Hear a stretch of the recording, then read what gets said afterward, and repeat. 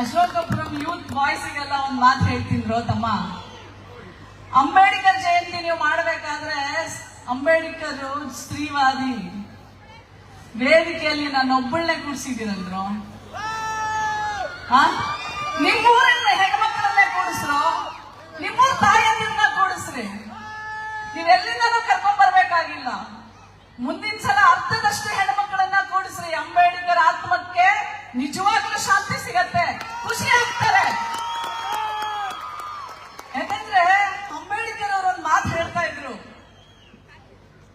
ಒಬ್ಬ ನಾಯಕನಿಗೆ 2 ಪರೀಕ್ಷೆ ಪಾಸ್ ಆಗ್ಬೇಕಂತೆ. ಒಂದು, ಅಧಿಕಾರಹೀನರನ್ನ ಹೆಂಗ್ ನೋಡ್ತಾರೆ.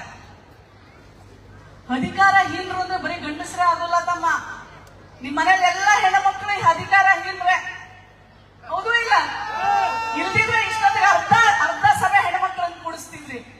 ಮಹಿಳಾ ಆಯೋಗದ ಅಧ್ಯಕ್ಷನ್ ಕರೆಸಿದೀರ, ಸಂವಿಧಾನದ ಒಂದು ಹುದ್ದೆಯನ್ನ ಇಟ್ಕೊಂಡಿದ್ದೀನಿ ನಾನು.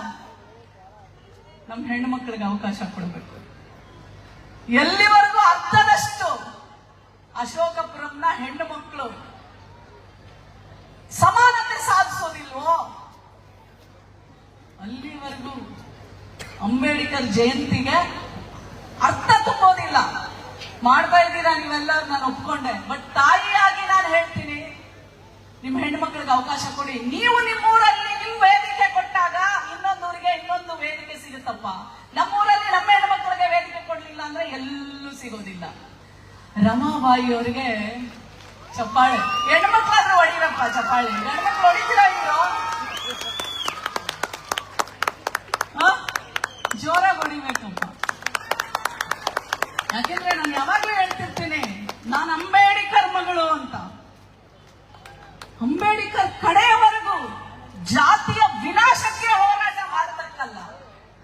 ಎಲ್ಲಿಯವರೆಗೂ ಈ ಜಾತಿ ಅನ್ನೋದು ಈ ದೇಶದಲ್ಲಿ ಅಳಿಸಿ ಹೋಗೋದಿಲ್ಲ, ಅಲ್ಲಿವರೆಗೂ ಸಮಾನತೆ ಖಂಡಿತವಾಗ್ಲೂ ಸಾಧಿಸೋದಕ್ಕೆ ಆಗುದಿಲ್ಲ ಅಂತ ಅವರಿಗೆ ಗೊತ್ತಿತ್ತು. ಅವರು ಕಡೆಗೆ ಹುಷಾರಿಲ್ಲದಂಗೆ ಆಗ್ಬಿಡ್ತಾರೆ. ಕಡೆಗೆ ಅವಾಗ ಅವರ ಒಬ್ರು ಆಪ್ತ ಕಾರ್ಯದರ್ಶಿ ಇರ್ತಾರೆ, ನಾನಕ್ ಚಂದ್. ಕಣ್ಣಲ್ಲಿ ನೀರು ತುಂಬಿಕೊಂಡು ಹೇಳ್ತಾರೆ, ನಾನಕ್ ಚಂದ್, ನಾನು ನನ್ನ ಜನನ ನಾನು ಬದುಕಿರ್ಬೇಕಾದ್ರೇನೆ ಸರ್ ಕೇಳಿಸ್ಕೋಬೇಕು ಸರ್. ಹೆಣ್ಮಕ್ಳಿಗೆ ವೇದಿಕೆಯಲ್ಲಿ ಮೈಕ್ ಕೊಡಲ್ಲ, ಕೊಟ್ಟಾಗ ನಮ್ಮ ಅಣ್ಣಂದ್ರೆ ಕೇಳಿಸ್ಕೋಬೇಕ್ರಿ. ಅದೇ ಥ್ಯಾಂಕ್ ಯು.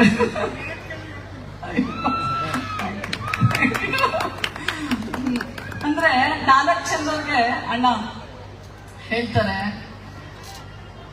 ನಾನು ತುಂಬಾ ಹೋರಾಟ ಮಾಡ್ಬಿಟ್ಟಿದ್ದೀನಿ. ನನ್ನ ಹೆಂಡತಿ ರಮಾಬಾಯಿ ಮದುವೆ ಆಗಿ ಬಂದಾಗ ಎಲ್ಲ ಹೆಂಡತಿಯರು ಯಾವ ತರ ಗಂಡ ನಮ್ಗೆ ಸುಖ ಕೊಡಬೇಕು, ನನ್ನನ್ನು ಸಂತೋಷವಾಗಿಡಬೇಕು ಅಂತ ರಮಾಬಾಯಿ ಅವರು ನನ್ನ ಹೆಂಡತಿ ನನ್ನ ಮನೆಗೆ ಬರ್ತಾಳೆ. ಆದ್ರೆ ನಾನು ಅವಳಿಗೆ ಯಾವ ಸುಖನೂ ಕೊಡ್ಲಿಲ್ಲ. ಬಟ್ ಆದ್ರೆ ಒಂದು ದಿನಾನು, ಯಾಕ್ರಿ ನೀವು ನನಗೆ ಸಮಯ ಕೊಡ್ಲಿಲ್ಲ, ಯಾಕ್ರಿ ನಮ್ಗೆ ನೀವು ಊಟ ತಂದಾಗ್ತಾ ಇಲ್ಲ, ಬಟ್ಟೆ ತಂದಾಗ್ತಾ ಇಲ್ಲ, ಹಣ ಕೊಡ್ತಿಲ್ಲ, ನನ್ನ ಮಕ್ಕಳನ್ನ ಸಾಕ್ತಾ ಇಲ್ಲ, ನನ್ನನ್ನು ಸಾಕ್ತಿಲ್ಲ ಅಂತ ಕೇಳಲಾರ್ದೆ ಮೌನವಾಗಿನೇ ಶಕ್ತಿಯಾಗಿ ಅಂಬೇಡ್ಕರ್ ಜೊತೆಯಲ್ಲಿ ನಿಂತ್ಕೊಳ್ತಾಳೆ. ಅಂಬೇಡ್ಕರ್ ಅವರು ಹೇಳ್ತಾರೆ, ನೀನೇನಾದ್ರೂ ರಮಾ ನನ್ ಜೊತೆ ನೀನ್ ನಿಂತ್ಕೊಳ್ಳಿಲ್ಲ ಹಾಗೆ ಅಂದಿದ್ರೆ ನಾನು ಒಣಗೋಗಿರೋ ಒಂದು ಎಲೆ ತರ ತೂರ್ಕೊಂಡು ಎಲ್ಲೋ ಹೋಗ್ಬಿಡ್ತಿದ್ದೆ. ಆದ್ರೆ ನೀನ್ ಯಾವುದು ನನ್ನ ಮನೆಯ, ನನ್ನ ಮಕ್ಕಳ, ನಿನ್ನ ನೋವನ್ನ ಒಂದು ದಿನ ನಾನು ಈ ತರ ಅನುಭವಿಸ್ತಾ ಇದ್ದೀನಿ, ನಾನು ಕಷ್ಟದಲ್ಲಿದ್ದೀನಿ, ನನ್ನ ಮಕ್ಕಳನ್ನ ಸಾಕ್ಬೇಕು, ನೀವು ದುಡ್ಡು ತಂದ್ಕೊಡ್ಬೇಕು ಅಂತ ಒಂದು ದಿನ ಕೇಳಲಿಲ್ಲ.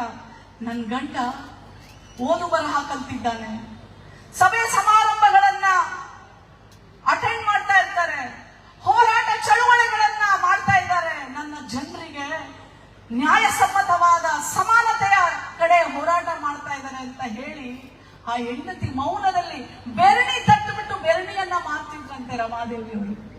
ಮಕ್ಕಳು ಒಂದಿಂದೆ ತಾಯಿ ಸತ್ತಾಗ್ಲೂ ಅಷ್ಟೇ 38-39 ವರ್ಷದಲ್ಲಿ ರಮಾಬಾಯಿ ಅವರು ಸತ್ತೋಗ್ಬಿಡ್ತಾರೆ. ಕಾಯಿಲೆ, ರಕ್ತಹೀನತೆ.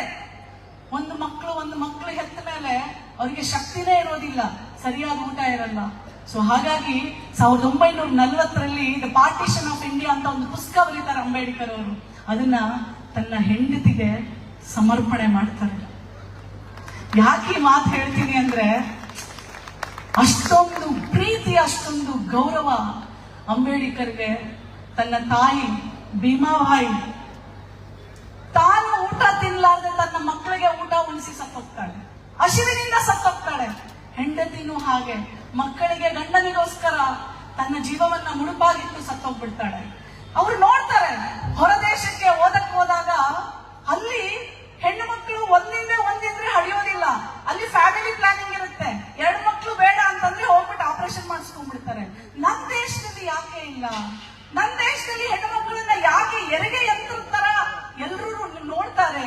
ನನ್ನ ದೇಶಕ್ಕೂ ಸಹ ಕುಟುಂಬ ಯೋಜನೆ ಸಿಗಬೇಕು ಅಂತ ಹೇಳಿ ಅವತ್ತೇ ಹೇಳ್ತಾರೆ 1928ರಲ್ಲಿ, ನಮ್ಮ ಹೆಣ್ಣು ಮಕ್ಕಳಿಗೆ ಫ್ಯಾಮಿಲಿ ಪ್ಲಾನಿಂಗ್ ಬೇಕು.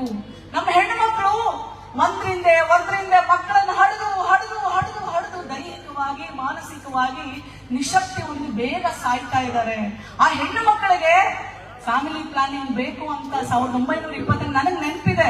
ನಾವು 7 ಜನ ಮಕ್ಕಳು. ನಮ್ಮ ತಾಯಿ ನಮ್ಮ ತಂದೆ ಹೇಳ್ತಾರೆ ಆಪರೇಷನ್ ಮಾಡಿಸು ಅಮ್ಮಯ್ಯ ಅಂತ. ನಮ್ಮ ತಾಯಿ ಅಯ್ಯೋ ನಂಗೆ ಭಯ. ಅವಾಗ ಇನ್ನ ಆಪರೇಷನ್ ಇನ್ನ ಹೊಸದಾಗಿ ನಮ್ಮ ದೇಶಕ್ಕೆ ಬಂದಿತ್ತು. ನನ್ಗೆ ಭಯ ಅಂತಾರೆ. ಅಂದ್ರೆ ಇವತ್ತು ಎಲ್ಲಿ ಆಸ್ಪತ್ರೆಗಳಲ್ಲಿ ನಮಗೆ 2 ಮಕ್ಕಳ 1 ಮಕ್ಕಳ ಹೋಗಿ ಆರಾಮಾಗಿ ಆಪರೇಷನ್ ಮಾಡಿಸ್ಕೊಂಡು ನಾವು 100 ವರ್ಷ ಆರೋಗ್ಯವಾಗಿ ಬದುಕಕ್ಕೂ ಇವತ್ತಿಗೆ ಕಾರಣಕರ್ತರು ಡಾಕ್ಟರ್ BR ಅಂಬೇಡ್ಕರ್. ನಾವು ಹೆಣ್ಣು ಮಕ್ಕಳು ಅವರನ್ನ ನೆನೀಲೇ ಇಲ್ಲ ಅಂತಂದ್ರೆ ಸಾಧ್ಯನೇ ಇಲ್ಲ. ಅವತ್ತಿನ ಕಾಲಕ್ಕೆ ಗಂಡಸರು ಎಷ್ಟು ಜನ ಬೇಕಾದ್ರೂ ಮದುವೆ ಆಗ್ಬೋದಾಗಿತ್ತು. ನೀನ್ ನೋಡ್ರಿ, ಅವತ್ತಿನ ಕಾಲಕ್ಕೆ ಊರಿಗೆ ಹೋಗ್ತಾ ಇದ್ರೆ ಒಬ್ಬೊಬ್ರನ್ನ ಮಾಡ್ಕೊಂಡ್ ಬರೋರಂತೆ. ಮನೆಗ್ ಬರೋದು ಎಷ್ಟೋ ಸಲ ಇಟ್ಕೊಂಡೋಳು ಮನೆಗೆ ಬಂದ್ಬಿಡೋಳಂತೆ. ಪಾಪ ಕಟ್ಕೊಂಡೋಳ ಮೂಲೆಯಲ್ಲಿ ಕುತ್ಕೋಬೇಕಿತ್ತಂತೆ. ಅಂಬೇಡ್ಕರ್ ಎಲ್ರೂ ನಮ್ಗೆ ಹೇಳ್ತಾ ಬಂದ್ರು ಶತಮಾನದಿಂದ, ಹೊಡಿತಾರೇನವ ಹೊಡ್ಸ್ಕೋ, ಗಂಡನ್ ಮಾತ್ರ ಬಿಟ್ಟು ಹೋಗಾರ ನೀನು. ಅವ್ನು ಇನ್ನೊಂದು ಏನೋ ಇಟ್ಕೊಂಡಿದ್ದಾನ, ಇಟ್ಕೊಳ್ಳಿ ಸರಿ ಮಾಡಿ ನೀನು. ಸಾಯೋವಾಗ ಹೊಡಿತಾನೆ, ಹೊಡ್ಸ್ಕೊಳ್ತಾಳೆ ಅವಳು. ಬಟ್ ಅಂಬೇಡ್ಕರ್ ಬಂದ ಮೇಲೆ ಹೇಳ್ತಾರೆ ಅಳ್ಬೇಡವ, ಹೊಡ್ಸ್ಕೋಬೇಡವ, ಕಾನೂನು ಮಾಡಿದ್ದೀನಿ. ಅವನೇನಾದ್ರೂ ಹೊಡೆದ್ರೆ ಕೌಟುಂಬಿಕ ದೌರ್ಜನ್ಯದ ಅಡಿ ಕಾನೂನಡಿ ಅವನನ್ನ ಕೇಸ್ ಬುಕ್ ಮಾಡು. ಭಯನಾದ್ರೂ ಇರುತ್ತೆ ಅವನಿಗೆ, ನನ್ನೇನಾದ್ರೂ ನನ್ನ ಹೆಂಡತಿನ ಹೊಡೆದ್ರೆ ಕೇಸ್ ಆಗುತ್ತೆ. ನಿನ್ನ ಬಿಟ್ಟು ಹೋಗಕ್ಕಲ್ಲ ತಮ್ಮ, ಬಟ್ ಭಯ ಇರ್ಬೇಕು ನಿಮಗೆ. ಹೊಡ್ಸ್ಕೊಳಕ್ಕೆ ನಾವು ವಸ್ತುಗಳಲ್ಲ, ನಾವು ನಿಮ್ ಹಾಗೆ. ಅದೇ ಅಂಬೇಡ್ಕರ್ ಹೇಳಿದ್ದು. ಅಲ್ಪಸಂಖ್ಯಾತರೇನಾದ್ರೂ ಈ ದೇಶದಲ್ಲಿ ಇದ್ರೆ ಅದು 50% ಇರೋ ಹೆಣ್ಣು ಮಕ್ಕಳು ಅಂತ ಹೇಳ್ತಾರೆ. ಹೆಣ್ಣು ಮಕ್ಕಳಿಗೆ ಅಧಿಕಾರನೂ ಇಲ್ಲ, ಸವಲತ್ತುಗಳು ಇಲ್ಲ. ನೀವು ಅದ್ರಲ್ಲಿ ಯಾರಾದ್ರೂ ನೋಡ್ಕೊಳ್ರಿ, ಬ್ರಾಹ್ಮಣರ ಹೆಣ್ಣು ಮಕ್ಕಳಿಗೆ ಮಂತ್ರೋಪದೇಶ ಇಲ್ಲ, ಅಲ್ಲಿಂದ ನೋಡ್ಕೊಂಡ್ ಬರ್ರಿ. ಅಂದ್ರೆ ಹೆಣ್ಣಿಗೆ ಯಾವ್ದು ಜಾತಿ ಇಲ್ಲ, ಯಾವ್ದು ಧರ್ಮ ಇಲ್ಲ, ಎಲ್ಲಾದ್ರಲ್ಲೂ ಒಂದೇ ತರ. ನಾವು ಗಂಡಸು ಮಕ್ಕಳು ಮಾತ್ರ ವರ್ಣಧರ್ಮ, ನಾವ್ ಎಲ್ಲಾ ಧರ್ಮದಲ್ಲೂ ಹಂಗೆ. ಅಲ್ಲಿ ಬ್ರಾಹ್ಮಣರನ್ನ ತಗೊಳ್ರಿ, ನಾವು ಆ ಹೆಣ್ಣು ಮಕ್ಕಳನ್ನ ಮಂತ್ರೋಪದೇಶ ಯಾಕೆ ಮಾಡಲ್ಲ ಅಂದ್ರೆ ಅವಳು ಅಶುದ್ಧಳು ಅಂತ. ಅವಳಿಗೆ ಅಶುದ್ಧಳು ಅಂದ್ರೆ ಪ್ರತಿ ತಿಂಗಳು ನಾವು ಹೊರಗಡೆ ಆಗ್ತೀವಲ್ಲ, ಹಾಗಾಗಿ ನಮ್ಗೆ ಮಂತ್ರೋಪದೇಶ ಮಾಡಿದ್ರೆ ನಾವು ಅದು ದೇವರಿಗೆ ಸಲ್ಲೋದಿಲ್ಲಂತೆ. ಆ ಹೆಣ್ಣು ಮಕ್ಕಳು ಇಂದ್ರಿಯಗಳನ್ನ ನಿಗ್ರಹಿಸಲಿಕ್ಕೆ ಆಗುದಿಲ್ಲ ಅಂತ, ಅವಳು ಸಾಯೋವರೆಗೂ ಅಶುದ್ಧಳಾಗಿರ್ತಾಳೆ ಅಂತ ಹೇಳ್ತಾರೆ. ಮನುಸ್ಮೃತಿಯಲ್ಲಿ ಬರ್ದಿದೆ ಹಂಗಂತ. ಅದೇ ಒಕ್ಕಲ್ತನ ಮಾಡುವಂತ ಗಂಡು ಮಕ್ಕಳು ನೋಡ್ರಿ, ಆ ಹೆಣ್ಣು ಮಗಳು ಅಲ್ಲೂ ಹೋಗಿ ದುಡಿತಾಳೆ, ಮನೆಯಲ್ಲೂ ದುಡಿತಾಳೆ.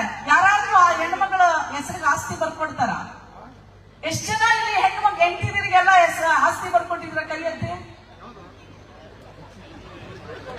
ಒಬ್ರು ಇಲ್ವಲ್ರು? ಬರ್ಕೊಟ್ಟಿಲ್ವಲ್ರು? ಬರ್ಕೊಟ್ಟಾರ ಅಲ್ಲ, ಎಲ್ಲ ಬರ್ಕೊಂಡಿದ್ದೀರ? ಇಲ್ಲ. ಅಂದ್ರೆ ನಾನು ಹೇಳೋದು ಯಾಕೆ ಅಂದ್ರೆ, ಅಂಬೇಡ್ಕರ್ ಅದಕ್ಕೆ ಗೊತ್ತಿತ್ತು ಅವರಿಗೆ, ಅದಕ್ಕೆ ಸಮಾನವಾದ ಆಸ್ತಿ ಹಕ್ಕನ್ನ ಕೊಟ್ರು. ನಾನೊಂದು ಊರಿಗೆ ಹೋಗಿದ್ದೆ ಸರ್, ನಾನೊಂದು ಊರಿಗೆ ಹೋಗಿದ್ದೆ. ನಾನ್ ಕೇಳಿದೆ ಹೆಂಗಿದ್ರು ನೀವೆಲ್ಲರೂ ಅಂತ. ಅದೊಂದು ಹಳ್ಳಿ, ಕುಕ್ಕನಹಳ್ಳಿ ಅಂತ, ನಮ್ ಗಂಡನೂರು. ಅಣ್ತಂದಿರಲ್ಲ ನೀವ್ ಹೆಂಗಿದ್ರು, ಇಲ್ಲೆಲ್ಲ ಬೆಂಗಳೂರು ಸುತ್ತಮುತ್ತ ಆಸ್ತಿಗೆ ಬಹಳ ರೇಟ್ ಬಂದಿರ್ಬೇಕಲ್ವಾ ಅಂದ್ರೆ, ಅಯ್ಯೋ ಅಕ್ಕ ಯಾಕೆ ಹೇಳ್ತೀರಾ, ಅಕ್ಕಂಗಿದಿರೆಲ್ಲ ಕೇಸ್ ಹಾಕ್ಬಿಟ್ಟವ್ರೆ. ಅದು ಅಂಬೇಡ್ಕರ್ ಶಕ್ತಿ. ನೀವ್ ಯಾರು ತಗೊಳಕ್ಕಾಗಲ್ಲ, ನಾವು ಸಮಾನವಾಗಿ ಕೊಡಲೇಬೇಕು. ಅವ್ರು ಕಾನೂನು ಮಾಡಿರ್ಲಿಲ್ಲ ಅಂದಿದ್ರೆ ನಮಗ್ ಕೊಡ್ತಾ ಇರ್ಲಿಲ್ಲ. ಇವ್ರು ಆ ಟೆಂಡರ್ನ ಮದುವೆ ಮಾಡ್ಕೊಂಡ್ ಬಂದಿರೋರು ಇವತ್ತು ಒಂದೇ ಹೆಂಡತಿ ಜೊತೆ ಕಡೆಯವರೆಗೂ ಇರ್ಬೇಕು. ಅದಕ್ಕೆ ಅಷ್ಟೊಂದೆಲ್ಲ ಕಾನೂನು ಇರೋದು. ಏನಾದ್ರೂ ಇನ್ನೊಂದು ಮದುವೆ ಮಾಡ್ಕೋಬೇಕು ಅಂತಂದ್ರೂ ಕಾನೂನು ಪ್ರಕಾರ ಡೈವರ್ಸ್ ತಗೋಬೇಕು, ಇಲ್ದಿದ್ರೆ ಜೈಲ್ ಕಂಬಿ ಎಣಿಸ್ಬೇಕು. ಎಂತೆಂಥ ಕಾನೂನುಗಳು ತಂದ್ರಪ್ಪ ನಮ್ಮ ಪರವಾಗಿ.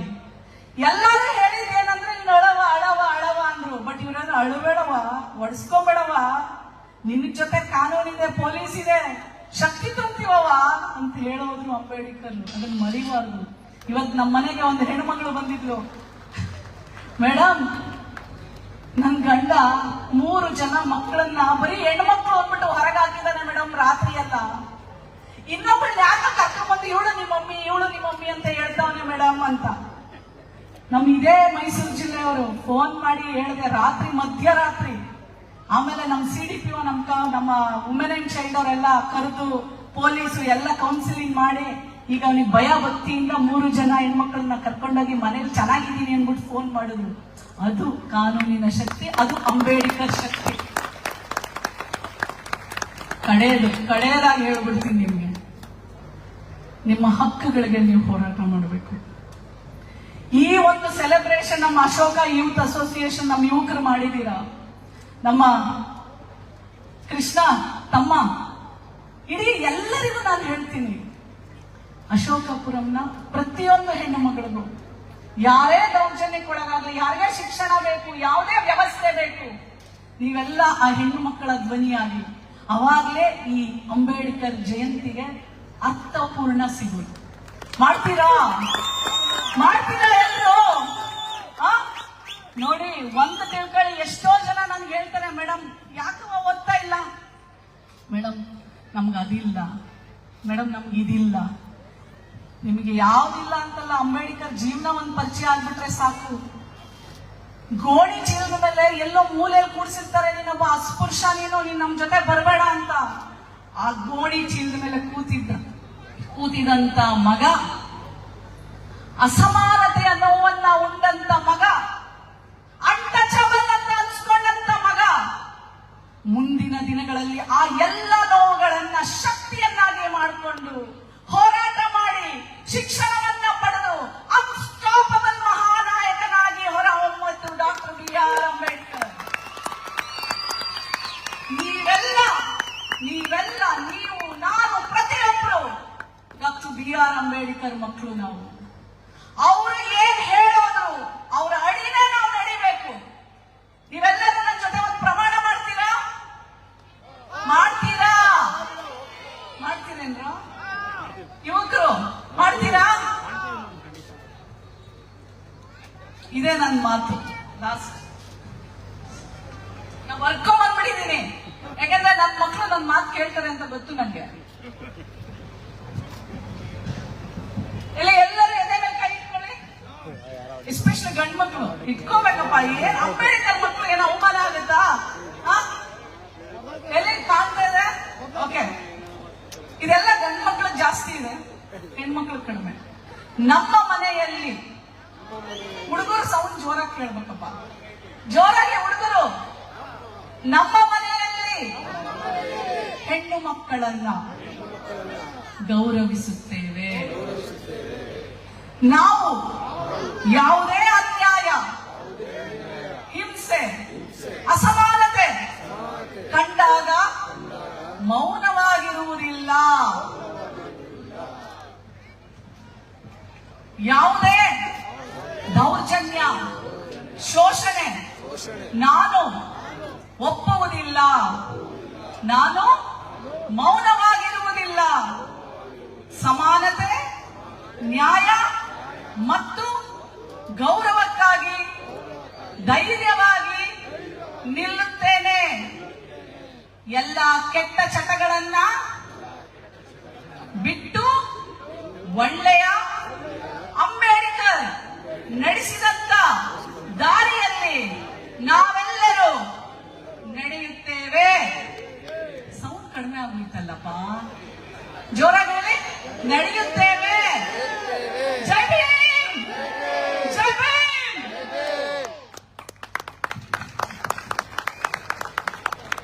ಅಮ್ಮ ಅದ್ಭುತವಾದ ವಾಕ್ ಶೈಲಿಯಲ್ಲಿ ಮಹಿಳೆಯರ ಹಕ್ಕು ಮತ್ತು